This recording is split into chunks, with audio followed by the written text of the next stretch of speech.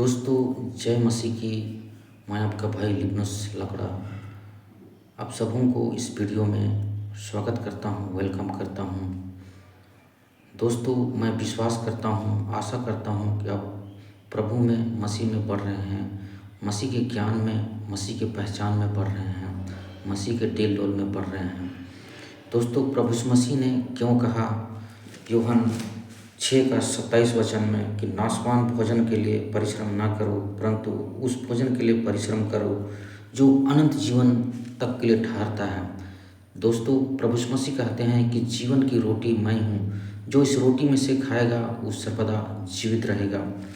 दोस्तों, इसके लिए हम सबसे पहले नाशवान भोजन और अविनाशी भोजन को जानना होगा। इसके लिए हमको खुद को पहचानना होगा कि मैं कौन हूँ, मेरा मूल स्वरूप क्या है, मुझ में कौन जीवित है, मैं कहाँ से आया हूँ, मेरा स्वदेश कहाँ है। आपके अंदर दोस्तों दो शरीर है, एक स्वाभाविक शरीर, एक आत्मिक शरीर। दो जीवन है, एक शारीरिक जीवन, एक आत्मिक जीवन।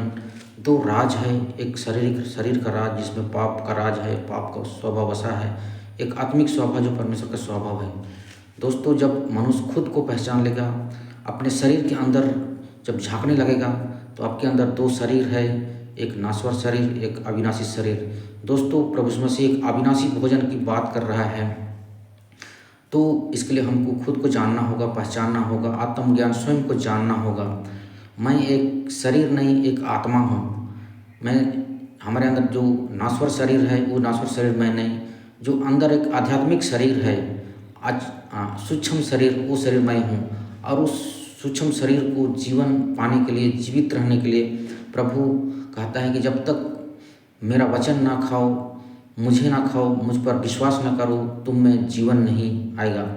तो दोस्तों, मत्ती 4:4 में भी प्रभु कहता है कि मनुष्य केवल रोटी से ही नहीं परंतु परमेश्वर के मुख से निकला हुआ हर एक वचन से जीवित रहेगा। दोस्तों, इसके लिए हमको खुद को पहचानना होगा कि मैं कौन हूँ, कैसा हूँ। तो जब हम खुद को पहचान लेंगे तो हमारा भोजन भी पहचान लेंगे, हमारा धन भी पहचान लेंगे। तो मैं एक आत्मा हूँ। दोस्तों, हर एक जन हम एक आत्मा है और हमारा संबंध, हमारा रिश्ता, हमारा कनेक्शन वचन के साथ है, आत्मिक भोजन के साथ है। तो जैसे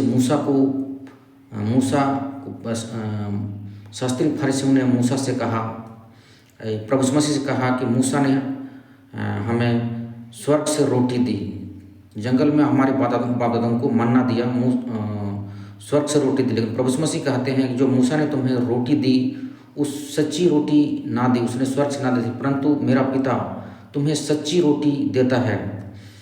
सच्ची रोटी वही है जो स्वर्ग से उतरकर मनुष्य की आत्मा को जीवन देती है।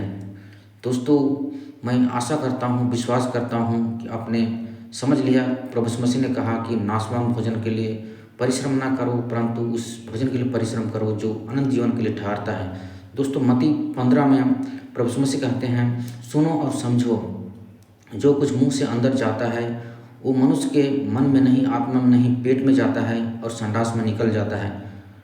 दोस्तों, हम एक आत्मा है, हमारा सच्चा भोजन प्रभु यीशु मसीह का वचन है। हमको वचन खाना है। प्रभु यीशु मसीह कहते हैं कि जीवन की रोटी मैं हूँ, जो इस रोटी में से खाएगा सर्वदा जीवित रहेगा। मैं विश्वास करता हूँ कि आप लोगों ने समझ लिया है। दोस्तों, जय मसीह की।